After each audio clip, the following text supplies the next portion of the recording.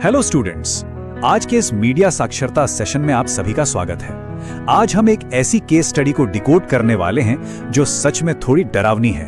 Viral झूठ की जानलेवा ताकत। इंटरनेट के इस दौर में आपको पता ही है, सच से ज्यादा तेजी से झूठ फैलता है। और आज हम यही समझेंगे कि कैसे स्क्रीन पर दिखने वाली एक छोटी सी व्हाट्सएप अफवाह असली जिंदगी में इतना भारी नुकसान कर सकती है। तो इसे हम 4 हिस्सों में समझेंगे। पहला, वायरल डर। दूसरा, जब ये झूठ जानलेवा बन जाते हैं।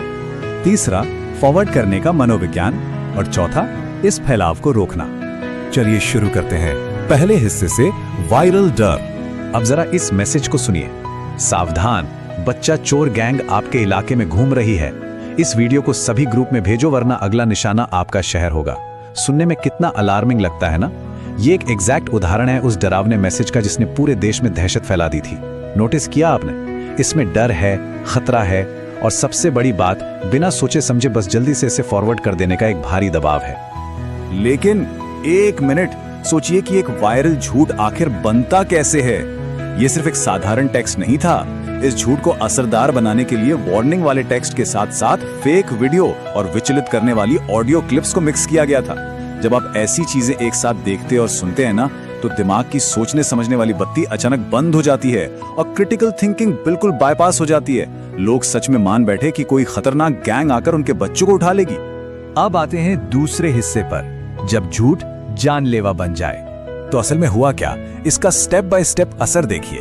पहले गांव और छोटे शहरों में ये डिजिटल अफवाह आग की तरह फैली।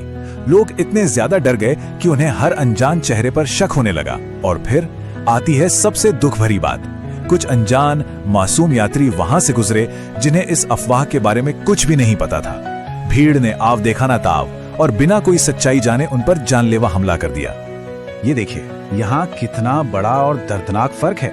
एक तरफ थी वो भयानक अफवाह कि एक बहुत ही खतरनाक बच्चा चोर गैंग आई है, और दूसरी तरफ पुलिस की जांच में सामने आया सच कि वो बेचारे यात्री बिल्कुल पूरी तरह से बेगुनाह थे।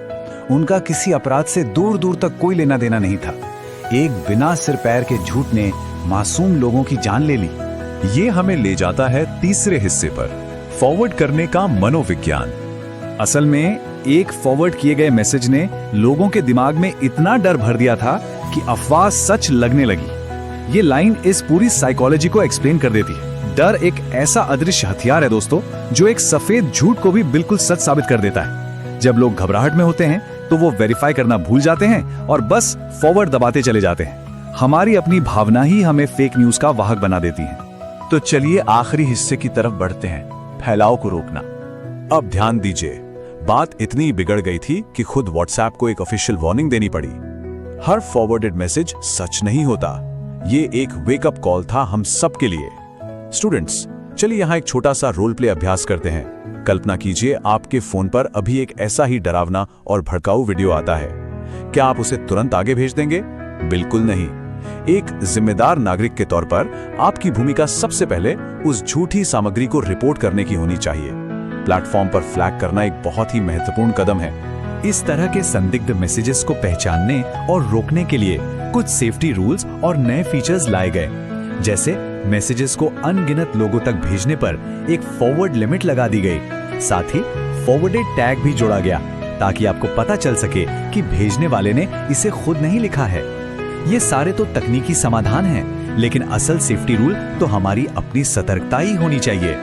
तो अब सोचने वाली बात यह है, दुनिया की सबसे डरावनी चीज कोई भूत या हैकर नहीं है, बल्कि एक झूठा मैसेज है जो देश भर में हिंसा फैला सकता है।